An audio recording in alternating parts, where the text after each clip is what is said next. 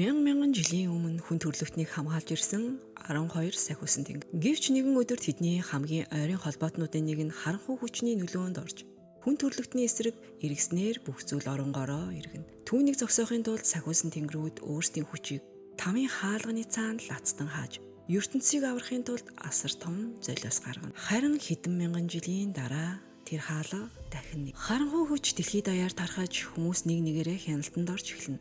Харин өмнө нь хүн төрлөختнийг хамгаалж байсан сахиусан тэнгэрүүд хүч чадлаа алдсан жирийн хүмүүсийн дүрээр амьдарч байлаа.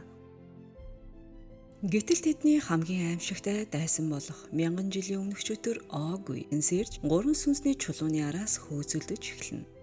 Хамгийн сонирхолтой нь Оггүй болон сахиусан тэнгэрүүдийн нэг болох Мюр хоёрын хооронд өнгөрсөн үеэс улбаатай нууц хайр байсан гэдэг. Тэгвэл Оггүй яагаад харанхуйн талд орсон юм бол? Мюр түүнийг аварч чадах уу? Мөн тамийн хаалга дахин нэгдснээр хүн төрлөختөн ямар хувь тавилантай нүүр тулах вэ? Ингээд энэ бүхнийг өгүүлсэн Солонгосын уран зөгнөлт Тулаанд адал явдалт өнгө аястай 12 гих энэхүү бүтээлийн үйл явдлыг хамтдаа тухлан сууж таалан сонирхцгоё. Хараахан subscribe хийж амжаагүй нэгэн байвал яг одоо саба дараад хонхоо тааруулаарай. За ингээд кино эхэлж байна. Шүн дунд өнгөрчээ. Яг л аимшиг кино эхлэх гэж байгаа мэт зэвүүцмээр харанхуй шүн. Харин энэ сүсэгтний бүлэглэл. Тийм ээ, жинхэнэ утгаараа шашны бүлэглэл. Тэд л унтаж байгаа юм биш. Харин ч бүгд нэгэн харанхуй чийг даасан агууд өөгнөр нь хин юу хийж байгааг бүү мэд. Гэхдээ нэг зүйл тодорхой. Тэдний хийж байгаа зүйл лавал сайн зүйл биш. Энэ хүмүүс хүн төрлөختн сүрэл авчрахын тулд аимшигт хар хэрэг дуудахаар төлөвлөж байлаа. Бүр энгийн нэг хэрэг биш шүү. Харанхуй хүчийг агуулсан хар хэрэг. Тэдний удирдагч болох энэ сэжигтээр аяга дүүрэн усанд хідэн тусал цус хийтэл гинэт усна буцалж эхэлнэ. Тэгтэл тэнгэрт байх сар хүртэл хараал эцсэн юм шиг цусан улаангөтэй болж хувирнаа. Тэр ир гараа хад чулуун дээр хүчтэй зохин өөрийн хүчээр ямар нэгэн лацыг эвтхийг оролдов. Тоос шороо хаас агуу босож аимшигтай чимээ сонсогдно. Тэгээд цахилгаан мэт хурц цэнхэр гэрэл анивчж эхэлнэ. Газар ториглоод эргэн тойронд болж буй бүх зүйл улам бүр замраагаа алтхан тэр. Гэтэл тоос даан дундаас нэгэн дүр аажмаар гарч ирлээ. Өндөр нуруутай царайлаг ир. Гэхдээ нуруун дээрээ хос хар чөтгөрийн далавчтай байлаа. За одоо үйл явдлыг хэдэн мянган жилийн өмнө буцаацгаая. Тэр үед ертөнцид юу ч байсангүй. Зөвхөн харанхуй хоосон орон зайл байлаа. Гэтэл гинэт гэрэл оршин тогтнож эхлэв. Тэр гэрэл бүхнийг бүтээсэн юм. Тэнгэр, далай, газар дэлхий, мод, ургамал, нар сар амьтад гэд энэ хоосон ертөнцийг дүүргэх хэрэгтэй бүхнийг тэр гэрэл бий болгожээ. Дараа нь гэрлийн бурхан дэлхий рүү 12 сахиусан тэнгэрийг илгээв. Тэдний тус бүр нь 12 жилийн амьтдын нэгийг хүчийг эзэмшдэг байлаа. Мөн бурхан 12 сахиусан тэнгэрийг удирдан тэдэнд им нэгдэлтэй ертөнцийг бүтээхтэн туслах үүргийг ганцхан хүнд л даатгажээ. Хүмүүс гэрлийг бүхнийг бүтээгч бурхан хэмээн шүтэж удалгүй дэлхий юр бусын хурдаар хөгжин цэцэглэж эхэлнэ. Гэвч гэрлийн нутаг улам бүр тэлхийн хэрээр харанхуй нутаг улам бүр хумигджээ. Эцэст нь харанхуй өөрөө чөтгөрүүдийг бүтээж дэлхийн ертөнцийг баг багаар зайлгаж эхлэв. Гэрлийн бурхнаас хязгааргүй хүчийг хүртсэн 12 сахиусан тэнгэр хүн төрлөختнийг энэ бузар муугаас хамгаалж байлаа. Тэд чөтгөрүүдийг ялахын тулд бүхнээ золиослон тэмцэв. Тоолж баршгүй олон ширүүн тулааны эцэст сахиусан тэнгэрүүд эцэст нь муу ёрын чөтгөрүүдийг яалж чадлаа. Тэд өөрсдийн агуу хүчийг ашиглан чөтгөрүүдийг тамийн хаалганы цаана лацдан хорхон тэр. Ингээд дэлхийд амар амгалан дахиирсан юм. Эдгээр бурхад хүмүүсийн дунд жирийн хүн шиг амьдарч эхэлжээ. Өдөр тутам хүний дүрээр явж энгийн амьдралаар амьдрна. Гэхдээ бурхан байсан ч бас л амьдралын зардлаа төлөх хэрэгтэй шүү дээ. Тиймээс ч тэд ч мөнгө олохын тулд ажиллаж хөдөлмөрлөхөө сүр харахгүй. Тэдний ажилдаг уламжлалт орны ангаах ухааны эмнэлгийг тэн гэдэг. Гаднаас нь харахад хүмүүсийг эмчилдэг жирийн эмнэлэг. Харин дотроо бол төрөл бүрийн бизнес эрхэлдэг бөгөөд тэдний гол ажил нь мөнгө хүлэгч хийх. Тэд мөнгөний хэрэгцээтэй хүнд байдалд орсон хүмүүсийг онилдог. Ялангуяа гэмт хэргийн түүхтэй өмнө нь хууль бус зүгэл орооцолдож байсан хүмүүсийг сонгоно.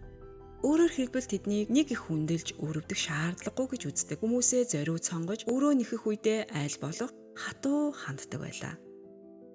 Тэдний нэг зээлдэгч бол Ёнсу хэмээх жинхэнэ гангстер ир.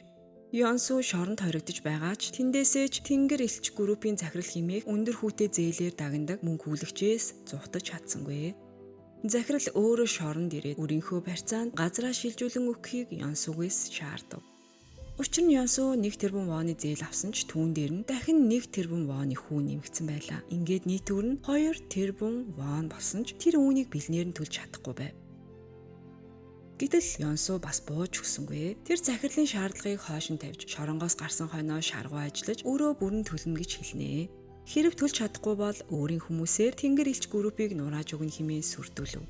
Харин захирал нь тайван гэгчин. Сүүлийн 100 жилийн хугацаанд би өөрөө төлөхөөс татгалцсан олон хүнтэй л уулзсан. Гэхдээ хинийн ч намайг өртөө нь үлдээж байгаагүй юм шүгэ за тасалчихсан тэр. Дараа нь өөрийн хүмүүс рүүгээ залгаад Ёнсу шоронгоос сулахыг нь тушаав. Гэхдээ түүнийг судлагдсны дараа ямар аюул хүлээж байгааг захирал маш сайн мэдэж байлаа. Түүний тамаг яг цав биелхэн тэр. Санхүүгийн группийн залуус Ёнсугийн өрийг нэхэх боломжтой болж бүгд аль хэдийн гар хөлөө халаа. Өөрөө авахд бэлэн байлаа. Харин захирал одоо мөнгө олохын төлөө бүхний шавхан зүтгэж эхэлнэ. Дээрээс нь нэмээд цагдаа нар хүртэл түүнд дарамтлж эхэллээ. Энэ хоёр эртнээс бие биенээ мэддэг хамтдаа багуй зүйлийг туулсан хүмүүс. Тиймээс цагдаа тэр хуучны харилцаагаа ашиглан Тэйн эмнэлгийн захирлаас зээл авахыг оролдоно. Тэр цалин баг амьдрал хэцүү байгаагаа гомдлож эхлэв.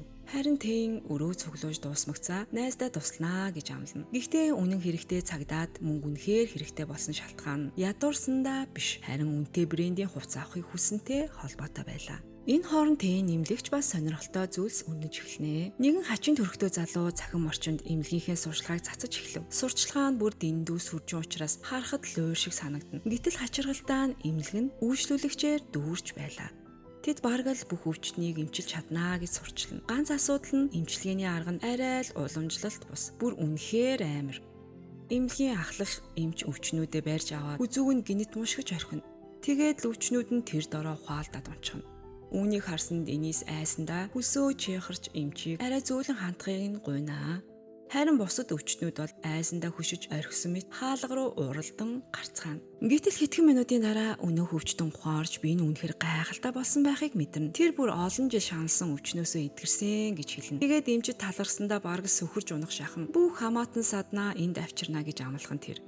Түүнийг явахын өмнө Дэн им өгхийн зэрэгцээ нэгэн хачин заавар хэлнэ. Одооноос эхлээд гахаа мах идэж болохгүй. Гахаа бол бидний найз. Хайрлаж хамгаалах ёстой амьтан болохоос идэх ёстой амьтан биш шүү.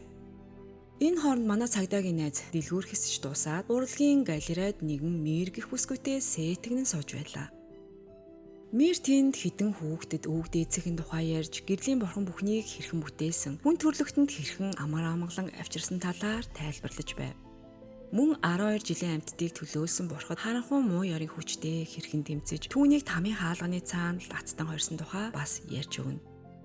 Харин Мир цагдаагийн өгсөн хувцсыг авахаас татгалзнаа. Учир нь тэр хувцсыг цагдаа Тэйний мөнгөөр худалдаж авсныг маш сайн мэдэж байлаа. Цагдаа түүнийг гэртээ хайрж 10 жилийн дараа гэр бүлийнхэнтэйгээ дахин уулзахыг хятгана. Гэвч Мир татгалзаж баяртай гэд явчихнаа. Цагдаа түүний тухай бодсоор үлдэнэ. Мир ямар мөрөөдөл тээж явдаг болоод түүнийгээ хүртэл надад хэлж чаддгүй юм бол хэмээн гайхна. Тэр шөнө Ёнсу шоронгоос батлан датаар судлагдсанаа тэмдэглэн найр хийж байлаа. Гэхдээ түүнийг хэн сулсныг мөн өөрийг нь ямар шуурга хүлээж байгааг тэр огтхонч мэдэхгүй. Яг тэр үед Тэйн уцад нь түүнийг өөрөө суллсан гэдгээ хэлнэ. Үүгээрч зогсохгүй Тэйн Ёнсугийн нууч руу өөрөө явж байгаа бөгөөд өөрөө төлөөгүй бүхэл бүтэн бүлэглэлийг нь устгахаар ирж байлаа. Ёнсу үүнийг сонсоод инээж өөрийн хүмүүсийг өнгөрөн магтнаа. Түүний залуус бүгд өмнө нь боксоор хичээлж байсан. Нэг цохилтоор л хүнийг унгааж чаддаг хатуу гарууд гиншүү. Гангструуд хашгирч орилолдон зэвсгээ шүүрч аваад өрөө нэхэр ирж буй этгээдтэй нүүр тулахад бэлэн болно. Гэтэл Тэйн гарч ирээд ганцаараа бүхэл бүтэн бүлэглэлийг нүд ирэмхийн зуур бут зохиод орхино тэр. Удалгүй Ёнсугийн 10 залуу бүгдийг нь Тэйн ганцаараа намд арчихна. Ажлаа дуусгасан тэрээр өрөө барагдуулахын тулд офс руу орж Ёнсутэй нүүр тулна. Энэ удаа тэрээр үнэхээр айж эхэлнэ. Тэр яаран сефэ онгойлгож өрөндөө өгөх гэж буй бүх бэлэн мөнгөө гаргаж эхэлнэ. Гангструуд бүгд газар цөхрөн сууж айсандаа хөдөлж чадахгүй байлаа. Тэйн бүх мөнгө үнэт идэл бугуун цаг. Тэрч байтугай Ёнсугийн машины хүртэл хурааж авсан ч өөр нь бүрэн барагдсангүй. Тэгээд Тэйн Ёнсуг үлдсэн өрөө дараа нь төлнө гэсэн баталгаа бүхий бичигт гарын үсэг зурхыг нь шаардна. Анхнаасаа л Тэйний үгийг сонсох хэрэгтэй л байсан юм. Энэ хооронд өөрний талд тээний хүмүүс өөрний газраас өрөөнөхээр хөдөлж байлаа. Тэнд тэд нилээд амжилттай мөрөөдө тоглоомын газар ажиллаулдагч мөн хүлэгчдийн үрийг төлөхөөс цухтааж байлаа. Тэнгэр элч групп үүнийг зүгээр өнгөрөхгүй гэдгийг мэдэж байсан учраас казинонд маш чанга хамгаалалт гаргажээ. Тэр боссуудын нэг нь өрөө төлөхгүй цухтаад бүр Камбож руу дүүрвсэн гэх яриа хүртэл гаргасан байв. Гэхдээ тэнгэр элч групп үүнийг тэндээс жолж буцаан авчирч өрөө төлөвлөхээр болсон байлаа. Тэдний нэг залуу хоёр хүнийхээ сүрийг үзүүлэх гэж хамгийн түрүүнд дотгош нэвтэрнэ. Тэгээд бүр ханан дээгүүр сармөгчин шиг авирлан гарч эхэлнэ. Гэхдээ араас нь хоёр эмэгтэй чудалгүй ороод ирнэ. Казино дотор аль хэдийн уур амьсгал ширүүсчихсэн байлаа. Бүх зүйл жинхэнэ замраагүй байдал болж хувирлаа. 100 хүн мөрийтэй тоглож уур амьсгал улам хурцдаж хүмүүс хоорондоо маргалдаж эхэлнэ. Энэ бол Тэнгэрлэгч групп давталгад яг тохирсон мөч байлаа. Удалгүй казино тэр чигтээ өмнө самуун давтна. Санхүүгийн группийн хүчээ үзүүлэх боломжтой болж гангстеруудыг ёстой л нүдэх шиг болж эхэлнэ. Мэдээж эдгээр гангстерууд тэнгэр элчүүдийн эсрэг юу ч биш байлаа. Бүлэглэлийн толгойлогч өөрийгөө хүнд байдалд орсныг ойлгож байгаа. Бүх мөнгөө хамж аваад цугтгаар шийднэ. Гэхдээ түүний хийж буй алхан бүрийг Тэнгэрлэгч группийнхан ажиглаж байлаа шүү. Мэдээл авангсаа тэд араас нь шууд хөдөлцгөөнөө. Харамсалтай зугтаж явах замдаа тэр Дунагийн нилээд том гидстэй мөргөлдөж орхино. Араас нь нэхэж явсан малуугч цаг алдалгүй. Агаарт үсрэн нисэх өшөглөлт хийж бүлэглэлийн толгойлогчийг шууд ухаан балартуулан унгаахан тэр. Тэнгэрлэгч санхүүгийн групп нэрэндээ үнэхээр тохирч байлаа шүү. Тэд гангстерууд болон мафийнханд мөнгө зээлүүлдэг. Харин нэгэнт мөнгө зээлсэн л бол өрөө төлөхөөс бултах ямар ч боломжгүй байсан юм. Энэ хооронд Тэйн завтаа болсон хайгуураа Жимсүн хэмээх буурал үстэй эмээгийн ажилуулдаг жижигхэн зуушны дэлгүүрээр ороод ирнэ. Тэгтэл Жимсүн Тэйн хоёр эртний танилуд болох нь мэдрэгдэнэ. Тэйн харамгцаа Жимсүн баярлан хөөрж түүнийг чангаар тэрнэ. Тэд бие биенээ авга ихч зэхүү гэж дууддаг байлаа. Тэйн баг байхаа Жимсүний гэр бүлийг хөршийн дээрэмчид байнга дарамталж мөнгө нэхэн сүрдүүлдэг байж. Харин Тэйн сайн залуугийнхаа хувьд тэднийг хамгаалахаар дунд нь орж тэр дээрэмчдийг хөөж явуулсан байна. Тэр өдрөөс хойш тэд Жимсүний гэр бүлийг дахин оролдож зүрхлээгүй. Гэвч Тэйн хүмүүсийг хамгаалахаа болжээ. Учир нь хүмүүс өөрсдөө хувиа хичээсэн муу зуршил ихтэй гэж үзэх болсон байв. Тэйн бол сахиусан тэнгэр гэдэг нууцыг мэддэг цорын ганц хүн нь Жимсүн байлаа. Буурал Жимсүн зэхүүдээ өөрийнхөө аз жаргалыг хайж явахыг зөвлөнө. Эцсийн эцэст одоо дэлхий амар тайван ямар ч чөтгөр алга. Тэгээд бүр хамгийн гол нь чи дасгал хийж жаахан жин хасах хэрэгтэй шүү гэж зөвлөнөө. Тэрээр харин цөхрөнгөө барсан мэт толгоос ихсэрнэ. Би 5,000 жилийн турш бэлтгэл хийж байна. Гэтэл нэг ч фунт жин хасаагүй шүү дээ. Яг тэр үед нэгэн хөгшин ир гарч ирээд Тэйн ахмад хүнийг хүндэлж харьцахгүй байна хэмээн загнана. Удалгүй Тэйн тэр хөгшнийг таних нэгэн сонирхолтой зүйлийг хэлхэн тэр. Тэр хөгшин ирийг багтаа хороолол даяар өмдөө норгож явдаг жаал байсан гэдгийг нь сануулхан тэр. Хөгшин ир Тэйнийг танимагцаа ихэд гайхаж чи яагаад одоо хүртэл яг залуугаараа байгаа юм бэ хэмээн асуухан тэр. Энэ хооронд телевизийн мэдээгээр нэгэн сонирхолтой мэдээлэл гарч байлаа. Хот дахин төлөвлөлтийн барилгын талбайгаас эртний чулуун зүсгийн үеийнх байж болзошгүй маш олон олдвор илэрчээ. Археологчид хөрсний даваргуудын дундаас шавар сав суулга болон төрөл бүрийн эртний эд үлгийн зүйлсийг малтан гаргаж байна. Ялангуяа яг хизээнийх болохыг тогтооход хэцүү. Юр бусын хэлбэртэй эрдэс чулуу, жижиг ширхэг бүтцтэй зүйлс олдсон нь судлаачдын анхаарлыг ихэд татна. Энэхүү олдвор нь шинжлэх ухааны өндөр ач холбогдолтой учраас эрдэм шинжилгээний хүрээнийхэн ихэн сонирхож эхэллээ. Мөн малталгаар илэрсэн эд үлгийн зүйлсийг үндэсний өвийн судалгааны хүрээлэн цаашид наривчлан шинжилгээр болсон байна. Гэтэл эрдэмтэд хөрсний доод давхаргаас асар хүчтэй хэлбэлзэл мэдэрч эхэллээ. Гэвч энэ нь яг юу болохыг тэд огт тайлбарлаж чадахгүй байлаа. Яг тэр үед өөрний газар хар хувцс өмсөн хэн болох нь тодорхойгүй хэсэг хүмүүс агууд цуглан нууцлаг ёслол үйлдэж байв. Тэдний нэг нь чулуун дээр цус хүрэхэд чулуу тэр доороо гэрэлтэж эхэлнэ. Тэд нэгэн Огви гэх хүний байгаа газрыг олсноо мэдээлнэ. Нөгөө талд Тэйн дүү нартай өөр олон төрлийн амттан хоол хүнс худалдаж аваад гэртээ харьлаа. Гэвч хаалгыг нь тогшоодч хинч хариагүй. Тэгээд тэр саяхан цуглуулсан мөнгөө нууц агуулгатаа аваачиж хийлээ. Тэнд алтны гулдмайнууд асар хэмжээний бэлэн мөнгө овоолоостой байлаа. Тэр бүх мөнгийг 3 үе дамжин хэрэглээд ч барахгүй бололтой шүү. Олон зууны турш өндөр хүүтэй зээлээр мөнгө олсон Тэнгэрлэгч группийн хөрөнгө ямар их болсон нь тэндээс харагданаа. Энэ хооронд хар нөмөргч шашны бүлэглэл бүх гишүүдээ агууд дуудан цуглуулна. Удирдагч нь цусаа буцалж буй усан тусаагаад тэр дороо сар цусан улаан өнгөтэй болж хувирна. Энэ бол удахгүй маш муу зүйл болохын тохио байлаа. Гэхдээ энэ нэр зүгээр нэг энгийн хүн биш аж. Тэр гараараа хүчээ гарган чулуу руу чиглүүлэхэд асар хүчтэй энерги чулууг цохино. Түүний дагалдагчдын нэгэн түүнийг зогсоохыг оролдож үүнийг битгий хий. Энэ ясад хитрхи аюултай хэмээн анхааруулна. Гэвч удирдлага нь би цаашид хүлээж чадахгүй гэж хэлээд бүх хүчээ чулуунд шингээж эхэлнэ. Тоос шороо хаасайгүй хийсэж газар хүчтэй дөргинөө. Ногоон өнгийн гэрэл аян мэт анивчж байснаа гинэт бүх зүйл хүчтэй дэлбэрэн бутархан тэр. Тоос шороон дундаас асар өндөр биетэй нэгэн дүр гарч ирнэ. Тэр бол улаан нүдтэй асар том хар далавчтай чөтгөр Оггүй. Тэр өглөөс иргэн ирж дахин төржээ. Энэ удаа өмнөхөөсөө ч илүү хүчрхэг болсон байлаа. Энэ хооронд Тэн жимсүү эмээгийн хэлсүүгээ бодон сууж байлаа. Юу ч болсон бай тэр бол сахиусан тэнгэр. Харин сахиусан тэнгэрийн үүрэг бол хүмүүсийг хамгаалах явдал. Үнэн дээр 12 бурхан хэдэн зуун жилийн турш хүмүүсийн дунд амар тайван амьдарч хүний дүрээ нууж хүн төрлөختөнд нууцаар тусалсаар ирж. Мир Тэн хоёр нэгэн жижиг тосгонд амьдарч зах дээр байнга очдөг байлаа. Нэг өдөр тэд тосгоныхныг дээрлэж байсан нэгэн танхай залуутай таарна. Тэр ирчүүдийг түлхэж дарамтлахаас гадна залуу охины хүчээр авч явж өөрийнхөө эмэгтэй болохыг хүртэл оролдож байв. Тэн үүнийг нь хараад дургуун хурж дагалдагчтай хүлээж байхыг хэлээд өөрөө дунд нь орноо. Ердөө хитгэн энгийн хөдөлгөөнөөрөө тагаажуудын сүнсийг зайлтан айлгаж орхино. Гэтэл хоёр залуу араас нь сэмхэн дайрахыг оролдоноо.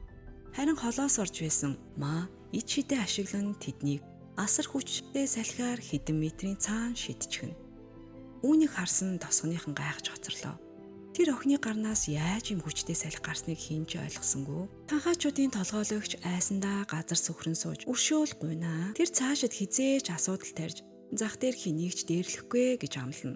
Энэ явдлын дараа тосгоных нь Тэн болон түүний хүмүүсийн тусламжинд талархан хоол, дарс авчран тэднийг харшиж зочлно. Энэ бол талархлаа илэрхийлсэн жижигхэн бэлэг байлаа. Найр цэнгэл дуусны дараа тэд ядарч туйлдан баггүй ууж байгаад өөрсдөө ч мэдлгүй бүгд унтаад өгнө. Хэсэг хугацааны дараа Тэн сэрээд гадагш хартал асар том гаалд дүрлцэж байлаа. Досгоныхон Мэрийг амьдаран шатаахаар бэлдэж байсан юм. Учир нь тэд Мэрийг танхаачуудыг ганц гараараа хийсгэж байсныг нь хартчихсан байлаа. Тиймээс досгоныхон түүнийг шулам гэж боджээ. Тэд дарсанд нь мансууруулах зүйл хийж нууцаар түүнийг устгахаар төлөвлөсөн байна. Тэд Мэрийг хүмүүсийг хуурч алхаар дэлхийд ирсэн муу ёрын сүнс хэмээн итгэж байлаа. Досгоных нь түүний талаар аимшигтай зүйлс хилэн хашгирч яг одоо галд шатаах гэж байлаа шүү. Аз олж Тэн яг цагтаа ирж тэднийг цогсоолоо. Тэр Мэрийг хүлсэн багныг сугалж авмагц досгоныхон айсандаа бүгд тал тийшээгээ цогтно. Хүний мөн чанар гэдэг яг л ийм байлаа. Тиймээс Тэн хэдэн мянган жилийн турш өөртөө нэг зүйлийг тангаргасан юм. Хичнээн удаан амьдарсан ч би дахиж хүний хэрэгт хизээж оролцохгүй. Гэвч одоо тэр өөрөө эргэлзэж юу хийхээ мэдэхгүй дотроо тэмцэлдэж байлаа. Энэ хооронд агуйд хар нүмерэгт бүлэглэл муу ёрын сүнсийг амжилттай дуудан гаргажээ. Бүлэглэлийн удирдагч олон мянган жилийн турш Оггүйг хайж ирсэн гэдгээ хэлнэ. Түүнийг сэрээхийн тулд өөрийн бүх хүчийг шавхсан байлаа. Түүний зорилго бол Оггүйгийн агуу хүчийг ашиглан тэнгэр элч гүрвтэй тэмцэх явдал. Гэвч Оггүй түүнийг хоолооноос нь шүүрч авнаа. Ингээд хинэн жинхэнэ эзэн болохыг түүнд ойлгуулах нь тэр. Энэ хүчний жинхэнэ эзэн нь хэн болохыг Оггүй өөрийн биеэр харуулж байлаа. Маргааш өглөө нь 3 бурхан эрүүл мэндээ сайжруулахын тулд хамтдаа дасгал хийхээр цуглана. Гэвч гахаан бурхны дүртэй Дунай дасгал хийхээсээ илүү хөвтөж цагийг өнгөрөөнө. Бүр дасгал хийхийн оронд хоёр найзаа том өглөөний цай идэхээр ятгана. Учир нь Дунайгийн хувьд энэ хороогийн хамгийн сайхан зүйл нь бол хоол. Гэхдээ хин нэгэн түүнийг гахаа гэж дуудвал тэр маш их гомдно шүү. Хоёр охин аргагүй ирэхэд бууж өгч дасгалаа өргөжлүүлэн хийн. Харин Конжи хүмүүсийг хамгаалах шаардлага гарч магадгүй гэж бодоод үзүүндээ олсоо зүүсэн хിവэр байлаа. Мөг түнд хамгийн хаалга айл хэдийн лацтай. Дэлхийн амар тайван байна. Ингиж дандаа муу зүйл бодоод хэрэггүй гэд хэлнэ. Нөгөө талд Дунай цэцэрлэгт хүрээлэн орж суунгаа сайхан өглөөний цайгаа идэж эхэлнэ. Тэр өдөр тутмын зурхаагаа шалгатал өнөөдөр танд азгүй өдөр бусадтай зөрчилдөх магадлал өндөр гэж бичсэн байлаа. Тэр баруун тишээ эргэж харуул нэг нохоо чангаар хуцаж байв. Дунай амьтдын бодлыг ойлгож чаддаг учраас нохоо яг юу хийж байгааг мэдэж байлаа. Тэр нохоо өөрийг нь гахаа гэж дуудсан байв. Уур нь буцалсан Дунай суудлаасаа огцон босож нохоотой үзэлцэхэд бэлэн боллоо шүү. Нохооны эзэн хөгжим сонсоо завгүй байсан тул юу ч анзаарсангүй. Аз болж Тэнгийн найзууд ирж энэ маргааныг салгаж өгнө. Тэгээгүй бол нохой муугар гимтэж мэдхээр байлаа шүү. Энэ хооронд Огви орчин үеийн хүмүүсийн амьдрал ямар болсныг өөрийн нүдээр үзэхээр хот даяар явж эхэлнэ. Тэр явж байтал мэртэй санаандгүй зурж өнгөрнө. Гэвч хоёулаа бие биенээ анзааралгүй, удалгүй хараанаас гарнаа. Огви хэдэн мянган жилийн өмнөх үйл явдлыг эргэн саналаа. Огви бурхны эсрэг тэрсэлж дэлхийг сүрүүлэхийг завдсан хэмээн шийтгэгдсэн байна. Тиймээс түүнийг үрд мөнхөд хамын хаалганы цаанд хорьжээ. Тэр орой Тэнгэр элч группийн удирдагч Тэйн болон Мир хоёроос бусдын цуглан хөгжилтөөр хоололцгоо. Тэд хүний амьдралд хэдийн дасаж, өдөр тутмын амьдрал тэрч байтугай. Бодол санаа нь хүртэл энгийн хүмүүсийнхтэй улам адилуулж байлаа. Банк бүр иргэний үнэлэх авснаа баяртайгаар гайхуулна. Тэдний эртний үеэс хадгалж ирсэн гэрэл зургууд ч Тэнгэр элч группт байдаг аж. Хаяа эдгээр зургуудаа гаргаж ирэн хуучны дурсамжаа ярьж бие биенээ шоолон инээлтэнэ. Харин нөгөө талд Мир найзтайгаа хамт биш. Ганцаараа баарнд сууж байлаа. Тэр үргэлж нэг л зүудэндээ шаналдаг. Хар агуйн дотор нүүр царай нь харагдахгүй. Нэгэн эр зогсож байдаг. Зөвхөн нуруунд л харагдана. Гэхдээ түүнийг харах төдийд Мир айсандаа амьсгал нь давчдах шиг л болдог байлаа. Яг тэр үед нэгэн залуу ганцаараа сууж арх уужбыг үзэсгэлэнтэй эмэгтэйг олж харнаа. Тэгээд түүнтэй сэтгнэж эхлэв. Элдэв зүйл ярьж өөрийгөө сонирхуулахыг хичээсэн ч үзэсгэлэнт бүсгүйд огт таалагдсангүй. Нэг залуу хангалтгүй юм шиг араас нь дахиад нэг нь ирж Мирийг оролдож эхлэв. Мирийн уур нь хурж босоод явхдаа өөрийг нь дарамтлсан хоёр залууг зүгээр л хитгэн хөдөлгөөнөөр нам дарчхан тэр. Энэ хооронд Огви хашлага дээр сун орчин үеийн дэлхийд хэрхэн өөрчлөгдөж хөгжсөнийг ажиглаж байлаа. Түүнийг мянган жилийн турш лацдан хорьсон зан хүмүүс ийм гайхалтай хөгжсөн ертөнцийг бүтээжээ. Тэгээд Огви Саминаас чи энэ бүх хугацаанд юу хийж байсан юм бэ? Яагаад энэ дэлхийг сүрэлээгүй юм? Ийм цэцэглэн хөгжих ертөнцийг хിവэр нь үлдээх ямар хэрэгтэй байсан юм гэж асуунаа. Сами үнэнгээ хэлнэ. Тамийн хаалга хаагдсан тэр цагаас хойш би бүх хүчээ алдсан. Түүнээс хойш би зовлонтой амьдралаар амьдарч зөвхөн Огвиг л хайж ирсэн. Энэ дэлхийг там болгон хувиргаж сахиусан тэнгэртэй тулдаж чадах цорын ганц хүн бол чи шүү дээ. Сами Огвигийн хүчийг нэмэгдүүлэх арга байгаа гэж элдэв уруу татсан үг хэлж эхэлнэ. Тэр Огви халууны энергийг мэдэрч чаддгийг мэдэж байлаа. Мөн тэр Хитийг сахиусан тэнгэрүүд хөнөөсөн. Тэр өдрийг өөрийн нүдээр харсан аж. Тэр үед Хит гурван сүнсний чулуу үлдээсэн байж. Хэрэв гурван чулууг бүгдийг нь цуглуулж тэдгээрийн энергийг сахиусан тэнгэрүүд болон чөтгөрүүдийн хүчийг хяндаг лууны сүнс нь чингээж чадвал Огви Хитийн хүчийг дахин сэргээж чадна. Мэдээж Самин бол өөрийн эрх ашгийг хамгийн түрүүнд тавьдаг зайлтай хөгшин үнэг. Тэр энэ бүхнийг хийж байгаа цорын ганц шалтгаан нь мөнх амьдралыг ямар ч үнээр хамаагүй олж авахыг хүсэж байгаатай холбоотой. Огви хамтран ажиллахаар зөвшөөрнө. Гэхдээ Саминд хатуу анхааруулна. Ямар нэгэн зайл гаргах юм бол чи мөнх амьдралд хүрэхээсээ ч өмнө толгоогоо биеэсээ салгуулна шүү. Ингээд Огви асар том хар далавчаа дийлгэн шөнийн харанхууд уусан алга болно. Маргааш өглөө Тэнгэр элч группийнхэн шарсан дахиа идэхээр цуглацсан. Харин удирдагч Тэйн байхгүй байлаа. Тэр машины засварын газрын эзнээс өрөө нэххээр явсан байв. Үлдсэн хүмүүс нь тойрч суугаад тоглон хөгжилдөн байлаа. Бусд нь хүнд хэцүү ажиллаа дандаа Тэйнд даатгадаг байлаа. Тэр ч бас өөр нэхэхтэй нилээд зөөлөн хүн. Тэр хүмүүсээ боддог учраас мөнгө авсан ч тэдэнд баггүй мөнгө үлдээнэ. Төлбөрөө авахын тулд хүчээр булчингаа харуулах тур. Бусад мөнгө хүлэгчдээс Тэйн огтөөр байлаа. Тэйн машиндаа суун имээ гэтэл им нь дуусчихсан байв. Тиймээс эмч рүүгээ залгаж цаг аваад дахин им бичиж өгөхийг хүсэв. Сүүлийн үед Тэйний цээж давчдаж амьсгалахад хүнд болж биеийн байдал нь улам л муудж байлаа. Гэвч хийлгэж байгаа эмчилгээ нь огт тус болохгүй байгаа бололтой. Эмч харин өвчтнийхөө гомдлыг үлтэн өөрийн чадрын талаар тасралтгүй ярьсаар байна. Эмчи яриаг зогсоохын тулд Тэйн түүний амруу бөөмөнгө чихчихнэ. Ингээд түүнд одоо хэрэгтэй зүйл нь ердөөл тайван унтаж амрах бас уух хэмээ авах байлаа. Энэ хооронд нуувчандаа муу талынх нь Огвиг хэрхэн устгах талаар төлөвлөгөөгөө боловсруулжээ. Анхандаа тэд Огвиг сэрээж хүчийг нь сахиусан тэнгэрүүдийн эсрэг ашиглахаар төлөвлөсөн. Гэвч Огви бол амархан захирагдах нэгэн биш. Тэр бүр Самийн ямар нэгэн зайл гаргавал түүнийг тасчин хайнаа гэж сүрдүүлсэн билээ. Гэсэн ч гурван хүчний чулууг олж чадах цорын ганц хүн нь бол Огви. Харин тамийн хаалга дахин нээгдэхгүй бол тэдний хүч аажмаар мөхөх байлаа. Тиймээс Самийн төлөвлөгөөгөө өөрчлөхөөр шийднэ. Тэр харанхуй сүнслэг энергийг өөрийн дагагчдад шингээж эхлэв. Тэдний нүд аимшигтай өнгөөр хувирч бүгд нуувчнаасаа гарч явна. Яг тэр мөчөд цагдаагийн зөвлөлт болон бүх сахиусан тэнгэрүүдийн зөвлөлт нэгэн зэрэг гэрэлтэж эхлэх нь тэр. Энэ нь олон мянган жилийн нойрноос муу ёрын сүнснүүд сэрж дахин дэлхийд гарч ирсний дохио байлаа. Бүх сандарнаа. Учир нь тэд тэнгэрлэг хүчээ аль хэдийн алдсан бөгөөд одоо жирийн хүмүүсээс ялгарах зүйлгүй болсон байв. Тэгвэл тэд чөтгөрүүдтэй яаж тэмцэх вэ? Бүлгийнхэн тэнд уцтаж нөхцөл байдлыг хэлхийг оролцсон ч тэр утсаа авсангүй. Цаг хугацаа алдах аргагүй болсон тул хүн бүр өөрийн үүргээ хуваарлан авч шууд ажиллагаандаа орно. Нөгөө талд самийн буцалж буй ус нь тусаасаар л байлаа. Ус эсгэрч хөөсөрч байв.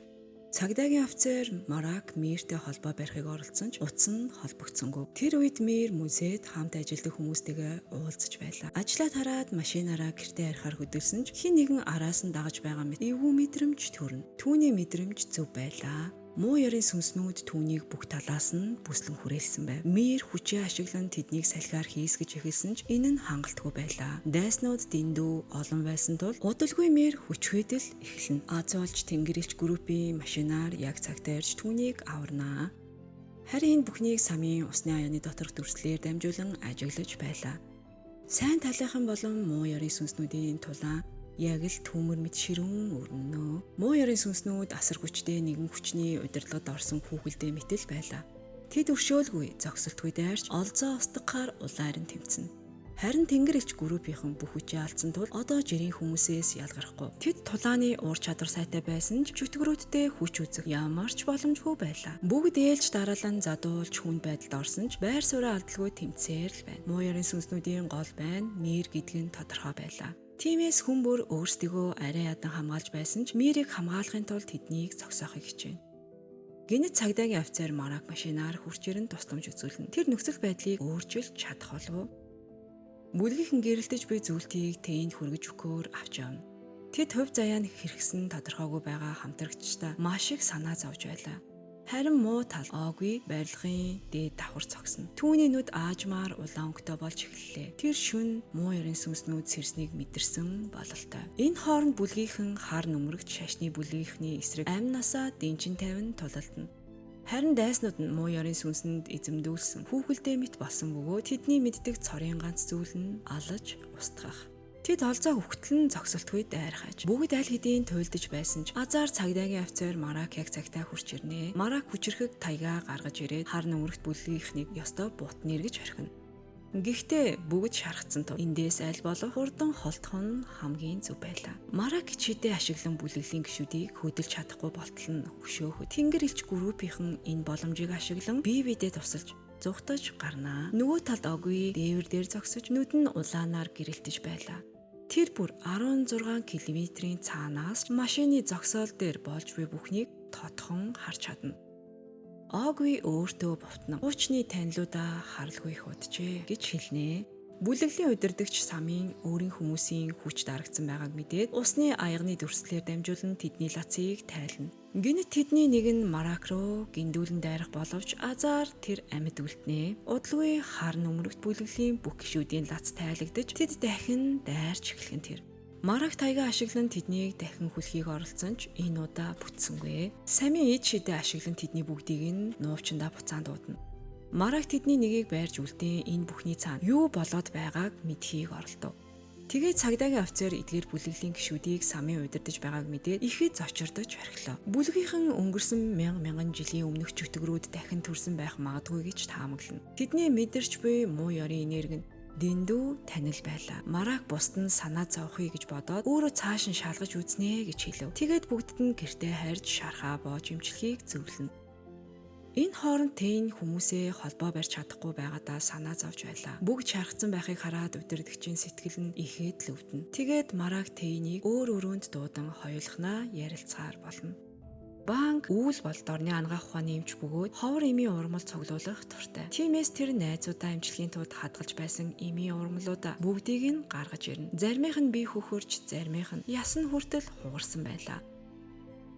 Мийн бугууга шалгуулж үзээд ямар ч асуудалгүй болохыг мэдээд эхэлж гадагш гарах зөвшөөрөл хүснэ. Харин цагаан үстэй залуу энэ боломжийг ашиглан эмийн шүүгээр үгээ симорж ховор нандин эмийн ургамлуудыг сонирхож эхэлнэ. Иргэн тойрноо сайтар харсны эцэст амттай харагдсан хатаас нь зүйлсээс хэдийг авч өөртөө хадгалахаар шийднэ. Гэтэл юу таарлцнаа амандаа хийж иддэг түүний энэ муу зуршлаас болж цагаан үстийн амнаас хөөс сахарч эхэлнэ. Эмийн ургамал гэдэг өвчин эмчлэх зориултаач зарим нь хортой байдаг тул дураараа идэж болохгүй шүү дээ. Бүдүүн эмчилгээ хийлгэж байхдаа бүр товчоо тас хийдэл задартал нь хий гарна. Нэг сүн массажны төхөөрөмжийг болгоомжгүйгээр тохируулах гэж байгаа цахилгаан цохиулах шахна. Баангүүл энэ сахилгагүй өвчнүүдээсээ болж бүр араа өргөн бууж өгөн тэр. Яг тэр үед Тэйн орж ирээд манай хүмүүс яагаад ингэж их шархсан юм бэ гэж асуув. Тэд аюулд орчихъя гэж санаа зовж байсан ч Тэйн хар нүрэгт бүлэглэлийн талаар тэдэнд хэлэхгүй нууж орхилоо. Гэсэн ч бүгд тэдгээр хүмүүс хаанаас гарч ирсэн мөн мянган жилийн өмнөх чөтгөрүүд дахин төрсөн эсэх талаар гайхаж байлаа. Гэвч тамийн хаалга хаагдах үед муу ёрын сүнснүүдийн лацтай хамт сахиусан тэнгэрүүдийн хүчиж бас алга болсон. Тиймээс одоо тэд жирийн хүний дүрээр чөтгөрүүдтэй тулалдах хэрэгтэй олвол амьд үлдэх ямар ч боломжгүй. Ингээд бүгд сандарч байсан ч хүн төрлөختнийг хамгаална гэсэн шийдвэрээсээ ухрахгүй байлаа. Харин Тэйн өнгөрсөн явдлыг одоо ч сэтгэлдээ тээж авна. Тэр хүмүүсийг хуваачилсан муу харгас гэж боддог байлаа. Тэд хүн төрлөختнийг хэдэн мянган жилийн турш хамгаалсан ч эцэст нь хариуд нь урвал бас бурхны хайхамчгүй байдлыг л хүртсэн. Тиймээс Тэйн дахиж хүмүүсийг хамгаалахгүй гэж тангарсан байна. Түүний одоо хүсэж байгаа цорын гац зүйл бол өөрийн сахиусан тэнгэрийн гэр бүлийг аюулаас хамгаалах. Гэвч Конжи үүнийг эсэргүүцэж удирдагчаа бодлоо өөрчлөхийг ятгана. Ингээд бүлэглэлийнхэн чөтгөрүүдийн аюул болон хүн төрлөختнийг хамгаалах ёстой эсэх талаар ширүүн маргалдаж эхэлнэ. Цагдаагийн офицер Марак хурцсан уур амьсгалыг намжаахын тулд ярианд оролцож нэг сүнг хамтдаа хідэн хундаг уухаар дагуулж гарнаа. Тэд бүгд энэ яриа арай л хүнд сэтгэл даамтай болсныг мэдэрч байлаа. Тэйн хүн төрлөختнийг нэг өдрийн дотор үзэн яддаг болсон юм биш л дээ. Тийм бодлоо ганцхан мөчөд өөрчлөх гэдэг түүнд амаргүй л байгаа. Харин Конжи хүмүүсийг хамгийн хөөрөддөг нэг учраас тэднийг хамгаалахыг маш их хүсэж байв.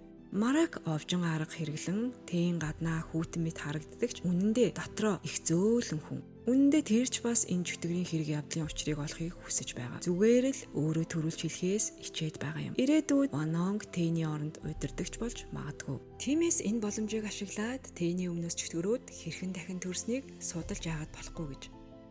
Энэ хооронд барын бурхан нууц хонгол руу орох хаалгыг чимээгүй хүн нээн.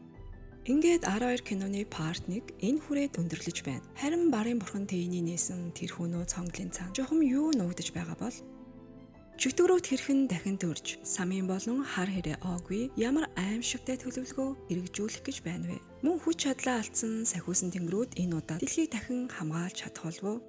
Тэдний өмнөхөөсөө ч илүү аюултай тулаан хүлээж байна. Тиймээс үргэлжлэлийг нь алгасахгүй үсхийг хүсвэл манай сувгийг subscribe дарж онхоо асаагаарай. Кино таалагдсан бол лайк дарж сэтгэлдээ заавал үлдээгээрэй. Ингээд part 2-оор тун удахгүй уулзцгаая. Баяртай үзэгчтэй.